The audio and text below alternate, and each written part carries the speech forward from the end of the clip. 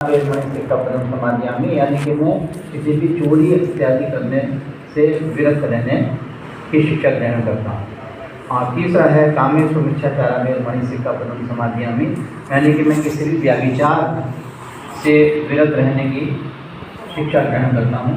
और चौथा है मूसावादा वेरमणि से कपदम समाधियामी, कि मैं असत्य भाषण से दूर रहने की शिक्षा ग्रहण करता हूँ। और चौथा सूरा मेरे मन समाधाना वेरमणि से कपदम समाधियामी, यानी कि मैं किसी भी नशीले पदार्थों का सेवन करने से विरत रहने की शिक्षा ग्रहण करता हूँ। तो आप लोग जानते हैं कि अभी हमारा पिछली बार में हम लोगों ने चर्चा की थी और चौथे शील के ऊपर मूसावादा वेरमणि से कपदम समाधियामी, उसी को आज हम कंक्लूड करेंगे, फिर आगे बढ़ेंगे। और इसके बारे में मैं थोड़ा सा बताना चाहता हूँ कि मूसावादा वेरमणि से कपदम को हम लोग मोटे तौर पे क्या कहते हैं कि हम झूठ नहीं बोलते, लेकिन थोड़ा सा जब हम इसकी विस्तृत व्याख्या करते हैं तो तथागत ने कहा है किसी भी अकुशल वाणी का प्रयोग करना वो मूसावादा में आता है। अब अकुशल क्या है? असत्य तो है ही, लेकिन चार आप याद रख सकते हैं। पहला आ से असत्य, आप असत्य नहीं बोलेंगे। दूसरा अप्रिय, जो दूसरे को बुरा लगे वो नहीं बोलेंगे। तीसरा अनावश्यक, कई बार हम लोग बोलते रहते हैं तो अनावश्यक नहीं बोलेंगे। और चौथा असंगत। असंगत का अर्थ ये है कि हम चुगली करना जिसको कहते हैं, कि जो हम किसी भी व्यक्ति के बारे में यहाँ पर उसके चरित्र के बारे में चर्चा करने लगे जो आदमी यहाँ पर उपस्थित नहीं है, तो उसको इस बात का अवसर नहीं मिलेगा कि वो जो हम कह रहे हैं उसका प्रतिकार कर सके। अगर हम उसके बारे में कुछ बोलते हैं वो असंगत बोलना। तो चार तरह के अकुशल वाणी है जिसका हमको प्रयोग करने से बचना चाहिए। पहला असत्य बोलना, दूसरा अप्रिय बोलना, तीसरा अनावश्यक बोलना और चौथा असंगत बोलना। तो ये चार अकुशल वाणियाँ हैं, इनसे हम लोगों को विरत रहने का प्रयत्न करना चाहिए। एक आप लोगों को जातक कथाओं के बारे में आप लोग जानते होंगे। तो जातक कथाओं में एक कच्छप जातक कथा है, किसी को पता है? एक बार ऐसा हुआ, मैं आप लोगों को बताता हूँ कि बनारस में एक राजा थे जिनका नाम था ब्रह्मदत्त। बहुत ही अच्छे राजा थे, बहुत अच्छे राज्य में उनका जो नेतृत्व था बहुत अच्छा था, कुशल नेतृत्व था। सब लोग खुश थे, उनकी जनता आनंद में थी। लेकिन उनमें एक अकुशल बात थी कि वो बोलते हुए, वो जब हमने राज दरबार में बैठे तो बोलते रहते। अब उसका नतीजा होता है कि भाई कुछ समय तक तो आप सुनेंगे, उसके बाद क्या करेंगे? मजबूर हो गए राजा साहब में बोल रहे हैं। आप अगर मान लीजिए यहाँ मंच से आकर कोई भी व्यक्ति बोलता है और अनावश्यक बोलता रहता है, तो जो सभ्य लोग हैं सभागार में बैठे हैं वो क्या करेंगे? चुप रहेंगे, सुनते रहेंगे, लेकिन उनको अच्छा नहीं लगेगा, प्रिय लगेगा। तो राजा के साथ यही एक अकुशल बात थी कि वो बहुत बोलता था। अच्छा, उन्हीं दिनों की बात है कि हिमालय पर्वत पर एक बहुत अच्छा एक तालाब था, एक कुंड था, वहाँ पर एक कछुआ रहता था और दो हंस भी रहते थे। अब जो हंस रहते थे तो उन दोनों में, कछुआ में और हंस में दोस्ती हो गई। अब जब दोनों में दोस्ती हो गई तो एक बार हंस ने कहा बस कछुए से, भाई इतना यहाँ पर हिमालय पर्वत है और इतना यहाँ ठंडा है, हम लोग यहाँ सर्दी में रहते हैं, तो कहीं और चलते क्यों नहीं रहते कि जहाँ पर और अच्छा वातावरण।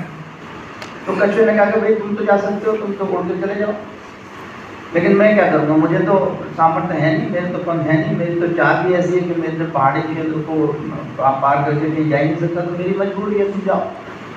लेकिन अब जो हंस से वो उसको अपना मित्र मानते थे, उन्होंने कहा तुम्हें छोड़ के तो नहीं जाएंगे, तुम कहो तो हम तुम्हारी ले चलते हैं। अच्छा ठीक है, कैसे ले चलोगे? लेते मैं तो, मुझे तो होना ही नहीं आता, मेरे पंख नहीं। अगर नहीं हम ले तो चलेंगे, इस बात का हम वादा करते हैं, लेकिन एक शर्त है, तुम बोलते बहुत, वो भी बहुत बोलते हैं। उसने कहा कि तुम ये वादा करो कि जब तक हम अपने गंतव्य स्थान तक नहीं पहुंचाएंगे तब तक तुम बोलोगे नहीं, चुप रहोगे, किसी भी दशा में तुम बोलोगे नहीं। अगर तुम ये वादा करो तो हम तुम्हें ले चलते हैं। तो कछुए ने कहा चलो कोई बात नहीं, मैं नहीं बोलूँगा। तो उसने वादा कर लिया तो वो क्या किया, दोनों हंस लाए एक लकड़ी का फट्टा टुकड़ा, और लकड़ी के टुकड़े को एक ने एक तरफ से पकड़ा, एक ने एक तरफ से पकड़ा, और कछुए से कहा कि तुम अपने मुंह से इसको लकड़ी को पकड़ लो। उसने पकड़ लिया और वो दोनों लकड़ी के तो टुकड़े को लेकर उड़ लिए। अब जब उड़ गए तो वो बनारस के पास एक भव्य वन था, कुंड था, वहाँ पर जा रहे थे। तो अभी जब बनारस के ऊपर से उड़ते तो नीचे जो बच्चे थे उन्होंने कहा, अरे देखो देखो देखो देखो तो कछुआ उड़ रहा, कछुआ उड़ रहा, कछुआ उड़ रहा। और उस पर काफ़ी उन्होंने कछुआ उड़ रहा करके मजाक बनाया। अब कछुआ कुछ समय तक तो चुप रहा, बर्दाश्त करता रहा, लेकिन उसकी अपनी आदत क्या करना है, क्योंकि पहले से ज़्यादा बोलने की उसको आदत थी, तो उससे नहीं रहा गया। उनके मन में आया कि मैं इनको कुछ कहूँ कि भाई तुमको क्या लेना देना, मैं उड़ रहा हूँ, मुझे कोई उड़ा के ले जा रहा है, तुमसे क्या लेना देना, तुम अपना काम करो। वो चिढ़ कर तब उसने बहुत अपने आप को काबू में किया, लेकिन एक समय ऐसा आया तो उस काबू में नहीं कर पाया, और उसने उन बच्चों को धमकाने के लिए मुंह खोल दिया। जैसे ही उसने मुंह खोला वो लकड़ी का जो पकड़ रखा था उसकी मुँह से छूट गई और वो आके नीचे गिरा और गिर के और उसकी मृत्यु हो गई, मर गया। ये एक अब मौके की बात थी कि वो गिरा कहाँ, वो उसी राजा के राज्य के दरबार के सामने गिरा। तो साहब वहाँ हड़बड़ी लगी कि देखो कछुआ ऊपर से गिरा, मर गया। तो राजा साहब भी आए, उनका एक उपदेशक था, जो उपदेशक था वो था बोधिसत्व। तो हमारे जो तथागत बोधिसत्व के रूप में उन्होंने तब जन्म लिया था, और उसके उपदेशक के रूप में वो वहाँ पर कार्य करते थे। वो हमेशा ये सोचा करते थे कि मैं राजा को कैसे समझाऊँ कि भाई तुम बहुत बोलते हो, तुम कम बोलो, तो तुम में ये अवगुण जो है ये भी दूर हो जाएगा। अब जब वहाँ पर वो गिर गया तो सब राजा ने भी पूछा कि भाई ये क्या हुआ, कैसे हुआ। तब उपदेशक ने कहा कि देखिए ये कछुआ जो था अनावश्यक रूप में बोलता, और उन्होंने पूरी कछुए की और हंस की बात बताई कि इस प्रकार से ये अनावश्यक रूप से बोलता था, और उसका नतीजा क्या हुआ, आज ये बेचारा मृत्यु का शिकार हुआ। तो राजा साहब चौंके, उन्होंने कहा कि उपदेशक से कि ऐसा तो नहीं कि तुम ये इसके बहाने तुम मुझे बता रहे हो कि मैं भी बहुत बोलता हूँ। तो उन्होंने बड़े सभ्य रूप में कहा कि राजा साहब ये बात आप पे लागू हो या किसी और पे लागू हो, ये तो सब पे लागू हो। अगर आप भी आवश्यकता से अधिक बोलेंगे तो अंत अच्छा नहीं होगा, तो इसलिए अनावश्यक रूप से बोलने से बचना चाहिए, आपको बचना चाहिए। तो राजा को तब ये बात समझ में आई कि उतना ही बोलो जितना कि आवश्यक हो, आवश्यकता से अधिक आप जितना अधिक बोलेंगे वो अनावश्यक बोलेंगे, निरर्थक बोलेंगे, उतना ही गड़बड़ भी बोल सकता है। तो इसलिए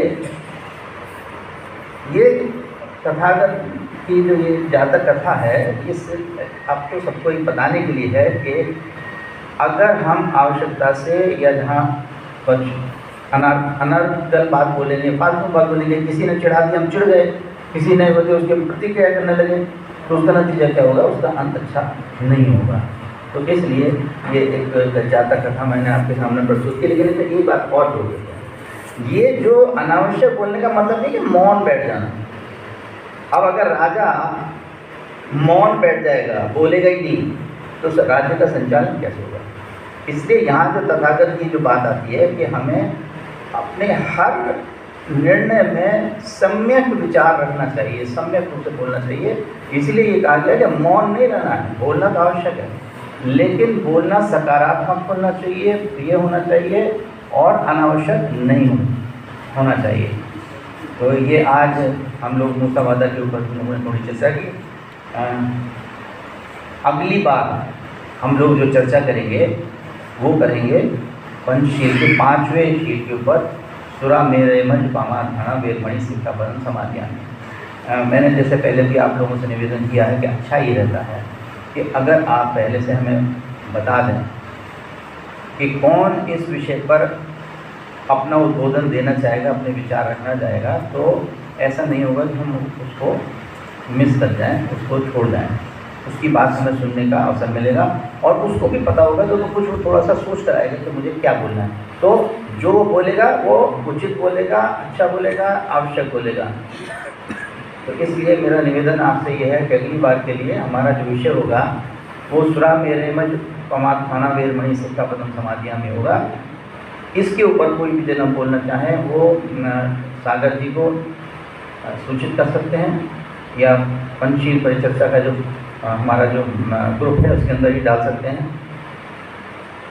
इसी से संबंधित एक बात मैं और कर दूँ, जैसे कि आज आप प्रतिदिन आप पढ़ते होंगे पंचशील परिचर्चा का जो हमारा ये ग्रुप है, इसमें भी हमें विचार करना चाहिए कि जो भी हम चीज़ लिख रहे हैं वो उस बोलने के ही समान है। और लिखना बात है कि आप लिखेंगे तो कोई जना पढ़ेगा बोलेगा, तो जो आप लिख रहे हैं वो बहुत ही संयमित होना चाहिए। वो इन चारों बातों को, चारों अकुशल बातों को बचाते हुए होना चाहिए। क्या दुनिया में कौन क्या कर रहा है उसको जानना बहुत ज़रूरी है, देखना बहुत ज़रूरी है, लेकिन विश्लेषण इस रूप में करना चाहिए कि उससे कुछ अच्छी बात निकल कर आए, न कि केवल एक विरोध के आधार पर किसी को बुरा कहने के लिए ऐसा ना हो। अब एक छोटा सा मैं आपको उदाहरण देता हूँ। सबको पता है राजस्थान की घटना कि एक दलित बच्चे को पानी पीने के लिए, क्योंकि उसने एक समण शिक्षक के घड़े में से पानी लेने का प्रयत्न किया या हाथ लगा दिया या ले लिया, उससे उसका चाहे वो एक चाटा मारा चाहे वो पिटाई करी, लेकिन उसके बच्चे के कान से खून आने लगा। और अनेकों डॉक्टरों के पास इलाज करा, छोटे छोटे डॉक्टर से लेकर बड़े बड़े अस्पतालों तक इलाज कराया, लेकिन वो बच्चा नहीं बचा, उसकी मृत्यु हो गई। बहुत दुख की बात है, बहुत ही पीड़ाजनक बात है। हमें इस घटना को केवल, हम यहाँ पर हैं, हम ना तो राजस्थान जा रहे हैं, न जा सकते हैं, ना वहाँ पर कुछ कर सकते हैं। न्याय प्रक्रिया अपने आप चल रही है, FIR लॉन्च हो गई है, उसकी जांच चल रही है। हम केवल यही कल्पना कर सकते हैं कि वो जांच सही होगी और सही होकर जो भी दोषी लोग हैं उनको उचित संविधान के हिसाब से जो उचित दंड है वो दिया जाएगा। लेकिन अगर हम इसका चर्चा कर रहे हैं तो हम केवल उन लोगों को कि जिनके मन में इस तरह के भाव हैं उनको हम बुरा भला कहने के बदले चर्चा करें तो ये सोच के करें कि क्या हम में तो नहीं। यही सोचना काफ़ी नहीं है कि आज जो है एक वर्ग जो अपने आप को सवर्ण सोचता है और दूसरे वर्ग को दलित सोचता है, तो सवर्णों के वर्ग में दलितों के प्रति इस तरह के भाव हैं। क्या हम यहाँ पर कमरे में बैठे हुए हैं, सभागार में बैठे हुए हैं, हम चाहे कोई भी हैं, क्या हम सबको समान समझते हैं? क्या हम में तो ये भाव नहीं है कि हम अपने परिवार में किसी को छोटा समझते हो, किसी को बड़ा समझते हो? इस दृष्टिकोण से इस विषय पर सोचना, देखना, चर्चा करना उचित है। इस दृष्टिकोण से नहीं कि हम किसी को बुरा भला कहें। इस देश के अंदर संविधान है बाबा साहब का दिया हुआ, और उस संविधान के हिसाब से अवश्य ही कार्रवाई होगी, पर चर्चा का विषय ये हमारे बीच में इस सीमा तक होना चाहिए कि इस तरह की जो घटनाएं घटती हैं वो समाज में ना घटें, और कम से कम वो हमसे संबंधित ना हो किसी भी दिन, हम में ये भाव पैदा ना हो।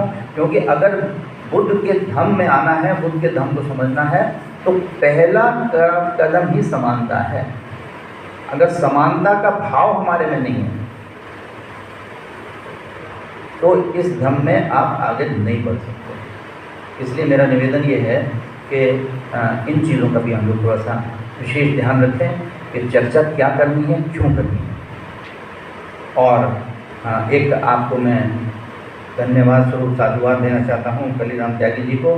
कलीराम त्यागी जी ने हमको बहुत सारे चंदन के वृक्ष दान दिए हैं, जिसको कि हम इस परिसर में लगाएंगे। और ये परिसर जहाँ तथागत बुद्ध के धम्म से महकेगा, वहीं कलीराम जी के द्वारा दिए गए चंदन के वृक्षों से भी महकेगा। बहुत बहुत धन्यवाद कलीराम त्यागी जी। और आज जो लोग नए आए हमारे बीच में आए हैं, उनमें से मैं चाहूँगा कि अगर वो कुछ लोग अपना बात यहाँ पर रखना चाहें कि वो हमारे बीच में क्यों आए हैं और उनको कैसा लगा और वो आगे के लिए क्या सोचते हैं, क्या अपने मित्रों के साथ वो चर्चा करके उनको भी लाना चाहेंगे। तो आज राजकुमार जी मैं आपसे निवेदन करूँगा कि जो आज लोग हमारे यहाँ पहली बार आए हैं, उनमें से आप बुला के उनसे कहें कि केवल तो मुझे कोई आगे, जैसे मैंने कहा, अनावश्यक मैं उद्बोधन के लिए नहीं आपको निमंत्रण दे रहा हूँ, मैं कह रहा हूँ केवल आके अपने मन के भाव को आप बताएं कि आप यहाँ पर आए, आपको कैसा लगा और आपका भविष्य के लिए आप क्या सोचते हैं।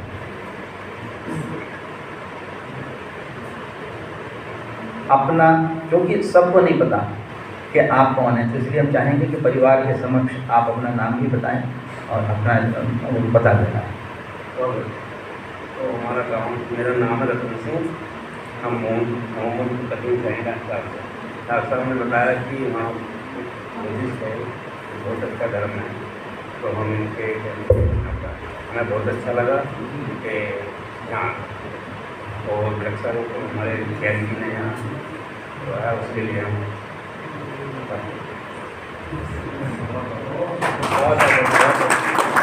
बहुत बहुत धन्यवाद रतन सिंह जी, आप आए यहाँ पर, हमको बहुत अच्छा लगा। और आपको भी अगर अच्छा लगा हो तो अगली बार आप अपने और साथियों को, मित्रों को भी लाएं, और आपको लगता हो कि इसमें कुछ संशोधन की आवश्यकता है तो आप उसके बारे में बता सकते हैं। हाँ,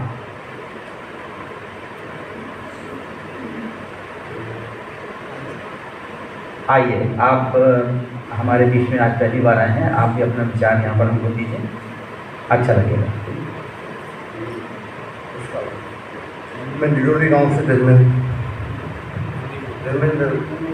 डॉक्टर साहब के साथ आया और ऐसा विचार करता हूँ, ऐसा मन में जो मेरे में टिप्पणी नहीं है, मैंने खुद महसूस किया है, वो जीवन में पूरा प्रयत्न करूँगा आगे से मन है कि दोबारा में आज से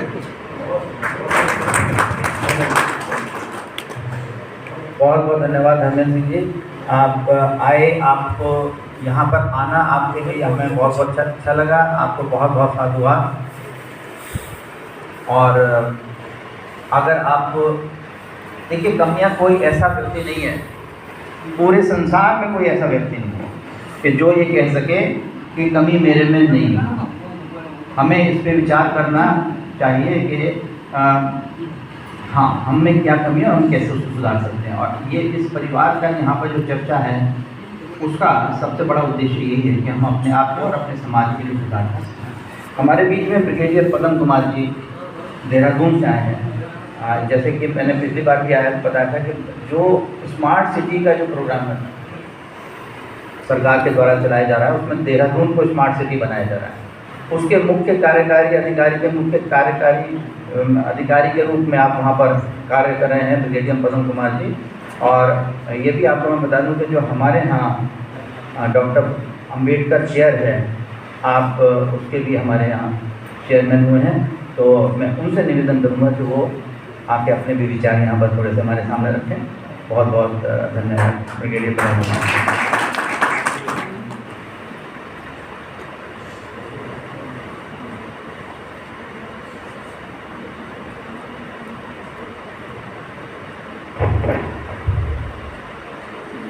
करुणा के सागर भगवान बुद्ध को अपनी वंदना पेश करते हुए पंडित जी को प्रणाम करते हुए, डॉक्टर साहब का अभिवादन करते हुए उन सभा में उपस्थित सभी को साधुवाद करते हुए, मुझे बहुत प्रसन्नता है कि आज मुझे फिर अपने विचार व्यक्त करने का मौका मिला। जैसा कि डॉक्टर साहब ने बताया, मैं देहरादून से ही आ रहा हूँ आज, और जैसा कि आप सबको विदित है कि तथागत का धर्म एक धर्म न होकर एक दम है, एक आचार संहिता है, एक व्यवहार कुशलता है, एक ज्ञान का मार्ग है। और ऐसा ज्ञान जो स्वर्ग या नरक की कल्पना नहीं करता, इसी जन्म में हमारे अपने संघर्ष से, हम अपने कार्यों से, हमारी अपनी सोच से जीवन को बदलने की और इसी जीवन में मोक्ष प्राप्त करने की प्रेरणा देता है, उपदेश देता है। भगवान बुद्ध ने इस धर्म को प्रतिष्ठित करने के लिए, स्थापित करने के लिए बहुत लंबा अनुभव गेन किया है। एक राजा से, राज परिवार से निकलकर प्रवज्ञा ग्रहण करना और उसके बाद 7 साल तक वन में भटकते रहे।